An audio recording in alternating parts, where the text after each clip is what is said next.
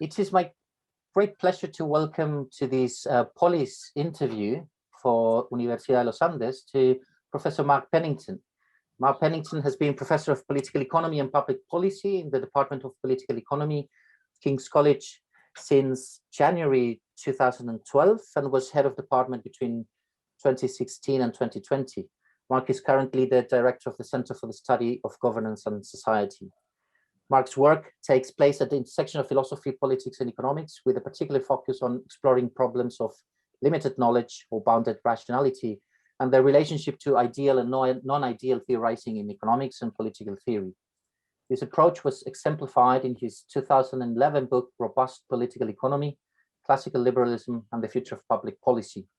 Most recently, he has been working on a major project exploring the ideal of self-governance as understood by Eleanor and Vincent Ostrom. Mark, thanks for being with us today. Thank you very much. It's very nice to be with you. Okay, so as you know, we are facing a political process in Chile in which we're going to write a particular constitutional convention is going to write a new constitution. This is the outcome of a social process that started off in October 2019 with a very strong social tensions, and there was a political agreement by November in that year that maybe a new constitution was a way out of these social tensions. So we're here today to discuss what constitutions are, what different kind of constitutional arrangements might be better placed for a country as Chile in particular, or more in general. We don't have to necessarily focus on the specifics of it. So just to start us off, why don't you tell us briefly what you think a constitution is, what its social function is, and why is it that different countries choose different constitutions? Well, there's a lot there to go through. I mean, in terms of a definition, I mean, my own view, I think I would start by saying in some ways what I don't think it is.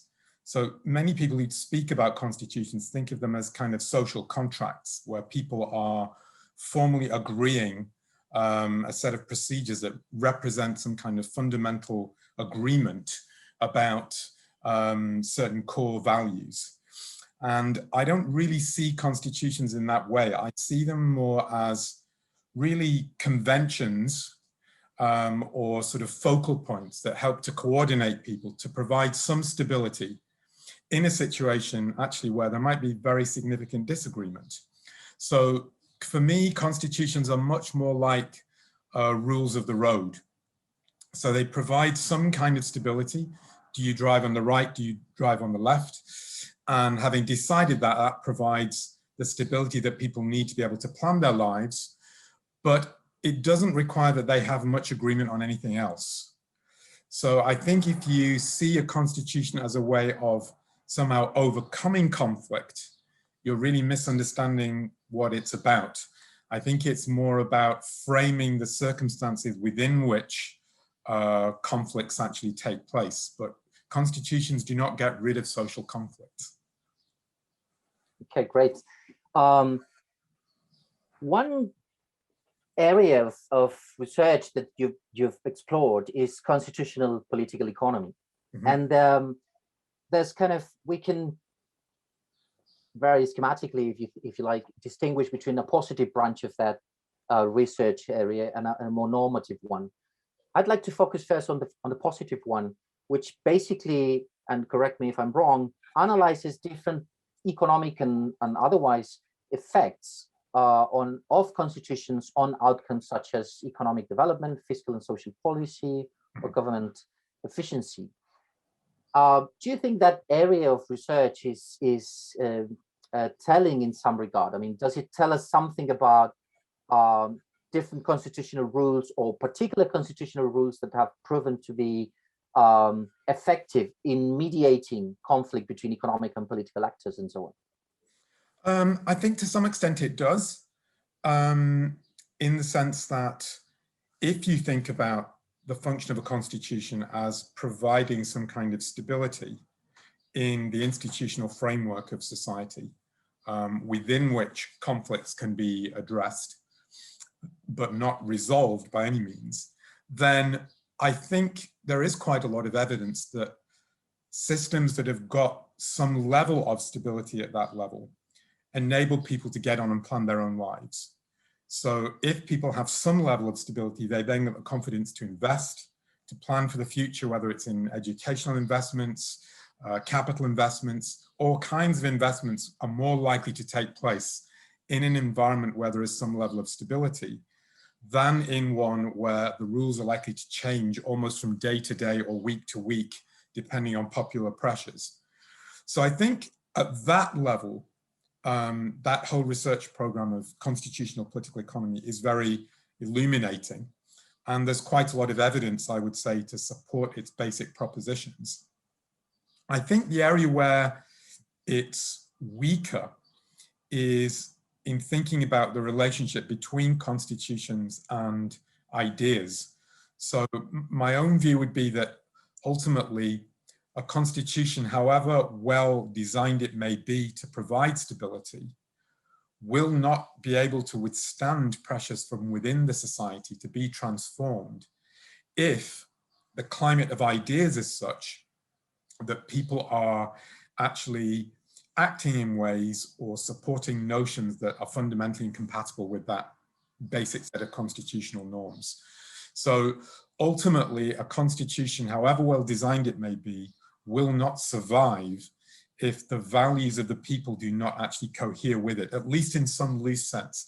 And again, I'm not saying they're cohere in the sense of having conflict disappear, but cohere in the sense of having some support for the idea of a constitution which enables people to negotiate their conflicts as opposed to sort of eradicating them through some kind of revolutionary mechanism. Yeah, that's quite interesting because there's a kind of quite long debate in social theory more generally about the role that structures, institutional structures, interests and ideas play in bringing about different social outcomes. And in your response, if I understand you correctly, you seem to think that in some regards, at least, ideas may trump interests. Because if a well-designed constitution might be an incentive-compatible institution, but in that regard, that's not enough, if I'm getting you correctly. I think that's right, because people ultimately have to believe, for example, I think for a constitution to be sustained, that they are operating within some kind of, even though there's going to be radical disagreement within the society, that they are working within a situation that's broadly positive sum, that everybody gets something from it. But if people believe that all social relationships or many social relationships are basically negative sum games where one set of actors win and the other set of actors lose, and it's simply about which side you're on, then the constitution isn't going to survive for very long. So even if it is technically speaking incentive compatible, if the beliefs aren't aligned with that, if people's fundamental beliefs are that social interactions are basically zero sum or negative sum games, then a sort of positive constitution is not going to last for that long. And those beliefs might be right or wrong, right? So it doesn't matter if it doesn't matter. Yeah, absolutely. I'm not making any sort of judgment about that. Great. One aspect of this more positive branch of constitutional political economy distinguishes rightly between basic rights and more social or economic rights sometimes, or maybe emancipatory rights, as Stephen Voigt describes them. But some thinkers, in particular Hayek, that I know you've worked on him on his thought, he has pointed out that the two types of rights are in competition, so to speak. As any promise of the state as to positive social rights must be paid for by someone in some respect. So there seems to be a competition or a tension between these more basic rights, like political and civil rights, and social rights or second generation rights. What are your thoughts on that? I think there is a tension, but I wouldn't take the view that it's completely unresolvable. So I think you can have certain kinds of social rights that are compatible with institutions, for example, like private property. So I think a good example to me would be, although I'm not strongly in favor of it, but I can see the arguments for it, something like a basic income, for example, which you can see as part of a set of social rights, that people are guaranteed whatever happens to them, a certain minimum income. That's a kind of social right, but it can operate in such a way that actually supports things like private property, because the assumption is that people are left to spend the income as they choose. And I would think it could help to provide the kind of stability that I was talking about as being central to an effective sort of constitutional framework, that the kind of social rights you're talking about in a case of basic income align with something like the principle of private property. If you define social rights in terms of the rights of particular groups to have certain kinds of power through decision-making mechanisms, they could be civil society organizations, they could be trades unions, they could be employer associations, they could be any other kinds of groups. If social rights comes to mean the rights of those groups to have certain forms of participation or veto rights, then I think that's where the tension comes out most clearly, because you're talking about there the tension between individual rights, for example, rights of property, and the rights of majorities or coalitions of minorities that can form a majority to basically overturn those rights. And that is, I think, the more sort of slippery slope type area that you get into and where the potential conflict lies. But I don't think you can say there's a blanket incompatibility between certain kinds of social rights, like a basic income, and things like private property, for example. Yeah, that's interesting. We have discussed in Chile the case for a right to health, okay? And yep. Some people argue that we should have something like the NHS, like the UK system, right? And we have a more, it's a mixed system, but it uses price mechanisms, market-based mechanisms quite heavily. It's strongly regulated, but it relies on market mechanisms.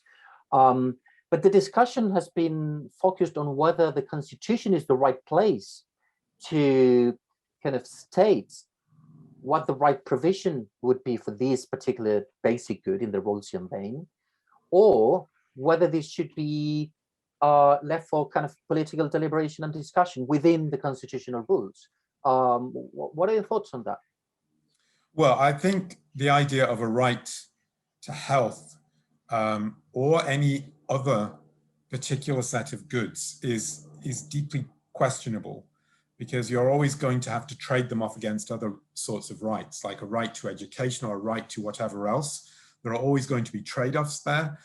And in circumstances where difficult decisions always have to be made that are basically economic trade-offs, that if you have more of one thing, you may have to have less of something else.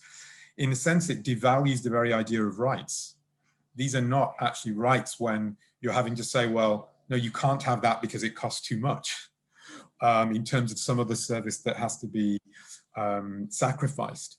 So I think if you use rights when the issues involved inevitably entail difficult trade-offs, it's actually quite a damaging form of discourse to use.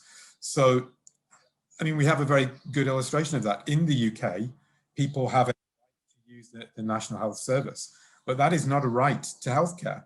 At the moment, because of the pandemic and the way that the UK system works, there's something like a 2-year waiting list for even some quite even some quite serious procedures.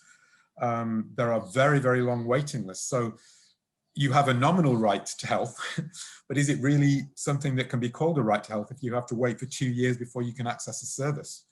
And then, of course, there's the issue of the quality of the service. I mean, if you compare the performance of the UK health system during the pandemic with the performance in other European countries, it looks pretty poor, actually. Not in terms of the vaccine rollout, which has been very effective, but in terms of when people have been hospitalized, have they come out of hospital alive? The performance is very poor compared to, for example, Germany or Switzerland, which have got actually systems that are closer to the Chilean model than to the one that we have here. Yeah, yeah, definitely. The issue, though, is that the temptation of ignoring the fact of scarcity and trade-offs is huge, right? So when you suggest in public debate in Chile that a right, to healthcare or to education involves trade-offs, and that you cannot secure those rights as you can potentially secure more basic rights, the response eventually is, well, that involves a notion of rationality and economic decision making, which has been discarded or disproven or whatnot. So the response tends to be, in my experience, that the basic argument, the premise of the argument, like the fact that there are trade-offs, is just ignored. And that moves you to the realm of ideas, right? What can you do about that? I mean, I think all you can do there is to emphasize, actually, this is, although, I mean, I think this is a problem for certain kind of political economists, where you can talk about trade-offs in a way that sounds like it's just about narrowly economic things, like, you know, do you want to choose a more expensive brand of breakfast cereal compared to a cheaper one? And people quite rightly say that, well, making decisions about healthcare or education isn't like that. So I think if you can talk about trade-offs in an economistic way that doesn't really communicate with people, I think what needs to happen is to try to explain to people, and you cannot, there's no substitute for, you know, just trying to make an argument here, that in a fundamental sense, most people recognize you can't have your cake and eat it too. And that applies to fundamental ethical principles as well. You know, you can't say, for example, that we want to conserve every single beautiful landscape and at the same time say we need to build new houses for people to be able to live in. There's a conflict between them. Now, you could say that's a conflict between ethical values, between, on the one hand, the ethics involved in conserving the environment and the ethics in wanting to house people more adequately and making sure there's affordable housing. And no one, I think, no serious person can deny that those exist. I think really what the issue comes down to when you talk about people who question allegedly economic ways of thinking, what it comes down to is really who should make those trade-offs, who should make those decisions about whether we have more of one thing and less of something else. And in my experience, the people who make those arguments are people who believe that majorities should make those decisions rather than individuals. And therefore you have to have an ethical debate about whether a majority is the best place for those decisions to be made, or whether it should be an individual decision. And there, arguably, you know, going back to your earlier question, constitutional political economy has got something to say. There are certain kinds of goods where you may not be able to make those decisions individually because they may have got public good type characteristics that require a number of actors to make the decision collectively rather than on their own. And on that view, a lot of political debate should be about what those boundaries are between what are genuinely collective goods, where we need a collective decision process, and those where the decision can be left to individuals to make those ethical trade-offs. Excellent. I wanted to move now to more like the two are related, obviously, but why don't we talk a little bit about the more normative side of the constitutional political economy research agenda? And in a very general way, we have now a newly elected Constitutional Assembly. What do you think its members can learn from the work of James Buchanan and Gordon Tullock, or any other kind of important thinker in the constitutional political economy tradition?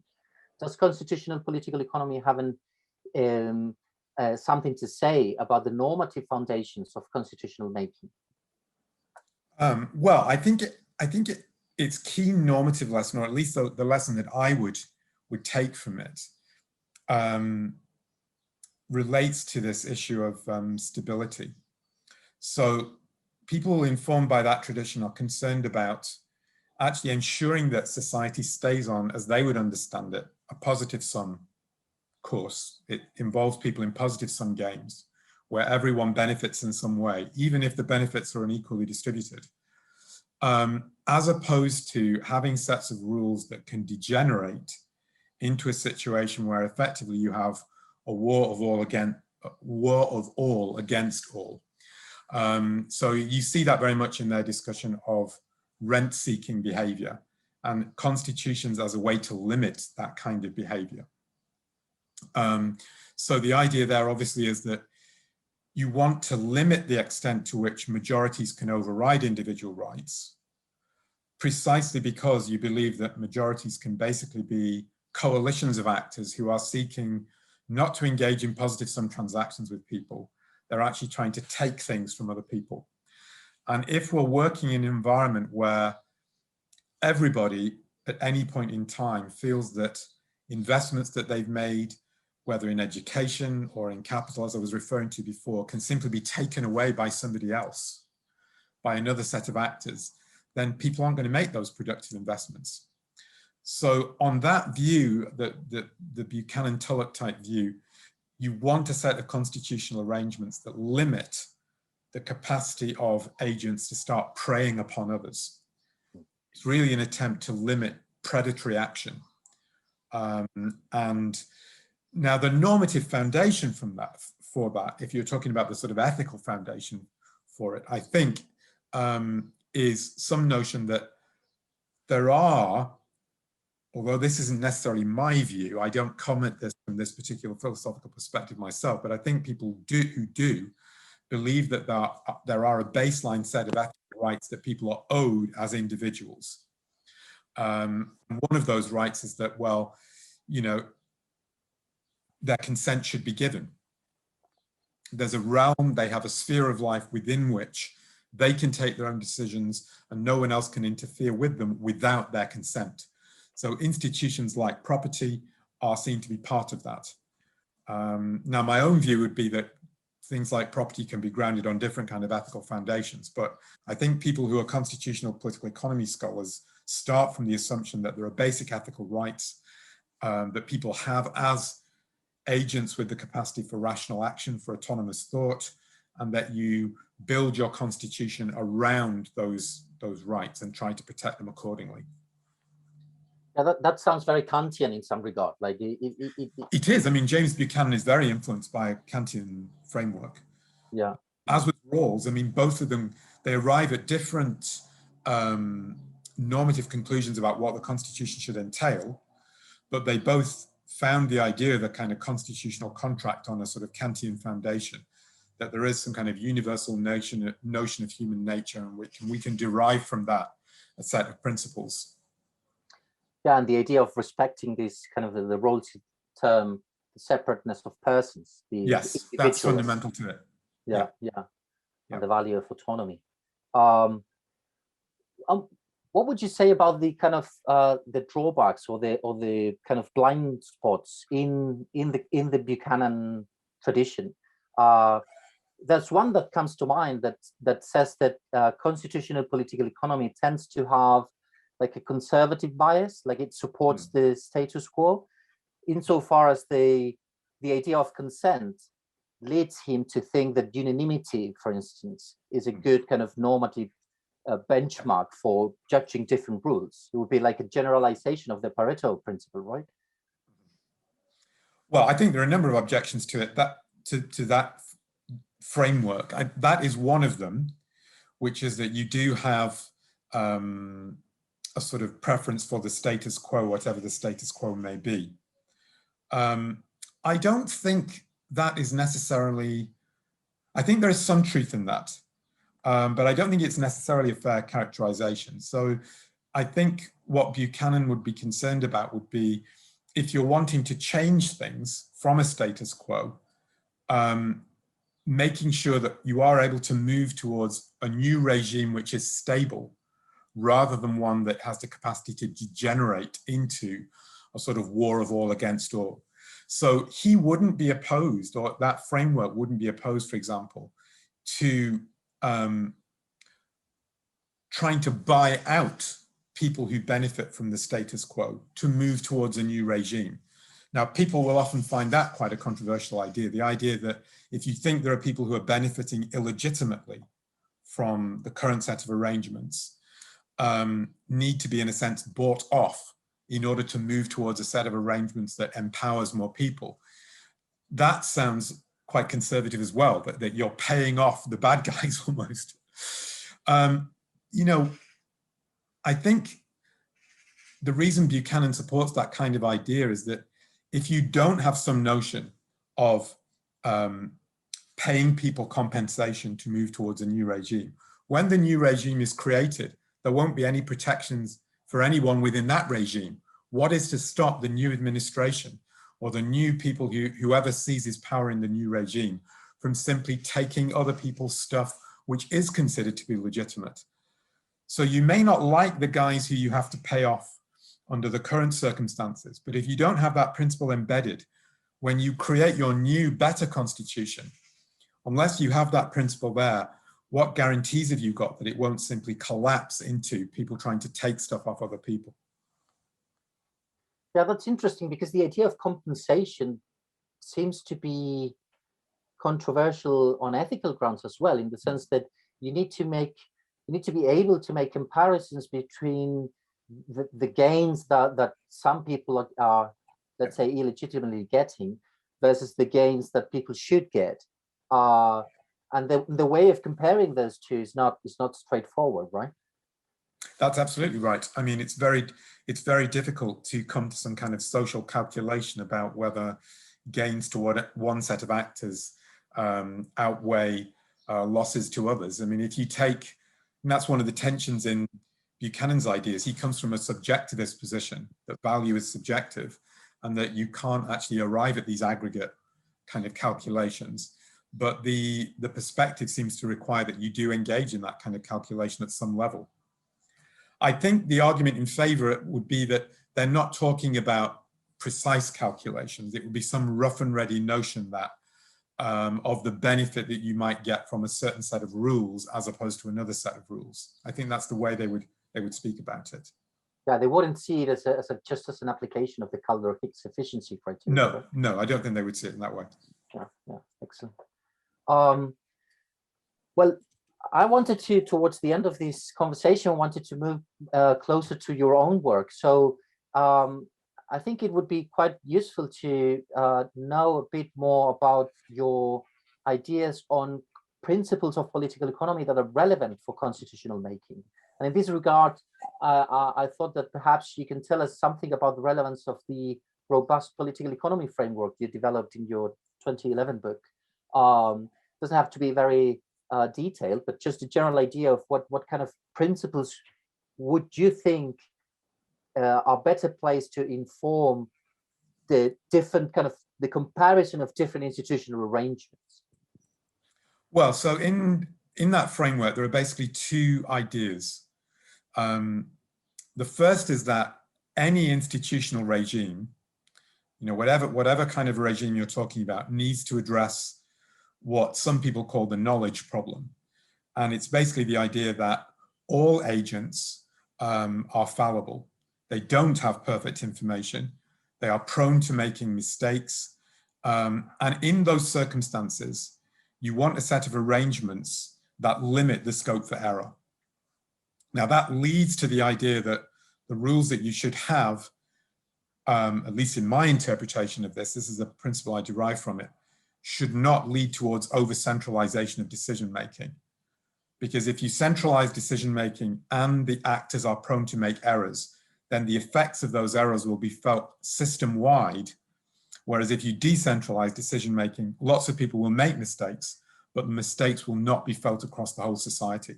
So you have to compare institutions in terms of how well they deal with that problem. The problem that we are all flawed actors, we don't have full information, we've got to, in some sense, learn and muddle through in the decisions that we make. So that's the first point.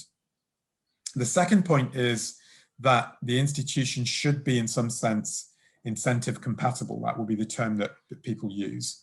That they should work in such a way that people do not impose costs on other actors without their consent. That's the way I would summarize it.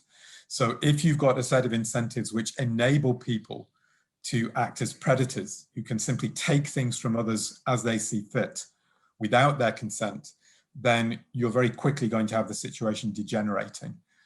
Now, your rules, the rules that you have, should be evaluated in terms of how well they address that problem. There's a lot of scope, I think, for disagreement about what kind of rules solve these two problems, this knowledge problem and incentive problem, most effectively. My own view is that a kind of limited government regime with a market economy and a high degree of political decentralization are the kind of institutions that deal with both those problems. But the framework does not require that you arrive at those conclusions. You can have legitimate disagreement, but about what kind of institutions fit with those ideas. But what I would want to say is that everyone should recognize that these are problems that need to be addressed. There's no kind of institutional regime that can avoid these problems because they're basically part of the human condition. You know, we're not suddenly going to become omniscient beings. And we're not suddenly going to be transformed into agents who are just willing to sort of take any action, even if we don't consent to it, as somehow being legitimate. Yeah, that point is interesting because I think that some people sometimes claim that when you think of incentive compatibility as a relevant criterion, you are making the assumption that people are actually self-interested and so on. But you only need a few actors to behave selfishly, so to speak, to get like very complex outcomes. So it's not the claim that, correct me if I'm wrong, but it's not the claim that people are in fact self-interested. It is the fact that people may behave, and just a small proportion of people may behave in that way, and that leads you to bad outcomes, so to speak. Well, I think there's actually 2 points there. I think that point is correct, that most people could be non-self-interested, but if you've got a small minority who are self-interested, who are willing to act as predators, you need mechanisms that credibly can stop them behaving in that way.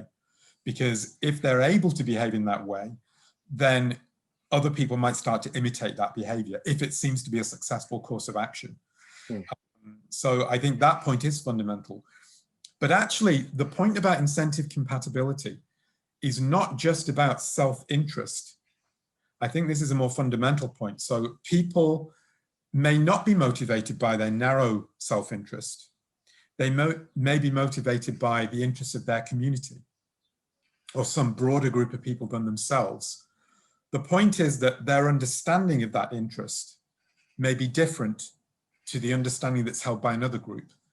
So there can be different communal interests, okay? The key point is just that those interests are different, that as long as you live in a diverse society where people don't literally agree on everything, people are going to disagree, then it's important that people feel that their views are respected, in a sense. That is part of incentive compatibility, that if people disagree, then the way to deal with the disagreement is to have mechanisms that enable them to engage in some form of consensual exchange or deliberation or some other mechanism, whatever it may be. You can't just assume away the notion of disagreement. If you have people who disagree, but you have a set of rules that enable one set of actors to consistently take advantage of another set of actors, then pretty soon you're going to be in a pretty poor state of affairs. So I think that's a fundamental point, that to talk about incentives is not just to talk about kind of material self-interest, it's to talk about how you deal with situations of decision-making in circumstances where people don't agree. Now, some people would say, well, isn't that quite a non-ideal view of society, that we have a society where there's permanent disagreement? I disagree entirely. I think it's an ideal to be able to live in a society where you don't agree with everybody else. I think it would be hell to live in a society where everybody thinks the same thing, where everybody values the same thing. What a boring existence we would have if everybody agreed. That's very Millian, right? In the sense that it's just contestation between different views that might get us closer to what's right or what's beautiful or what's truth, right? Yeah. Well, that's a great way of ending a great conversation. I want to thank you, Mark, for being with us. This is the Polis Center of Los Andes University, partnership with Signos, a research center at the university, the Faculty of Communications, and the Law School. So it's been a pleasure, Mark. Thank you very much for being part of this. Thank you very much. I've really enjoyed it. Thank you.